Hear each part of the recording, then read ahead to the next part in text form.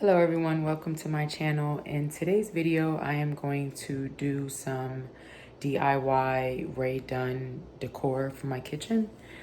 If you watched my last video, I made the checkerboard tier set. Well, it was a set that I made. And I am going to, in this video, make some decor to go with it. So let me know in the comment section what you think about the decor that I made. And don't forget to like and subscribe for future videos. Thank you.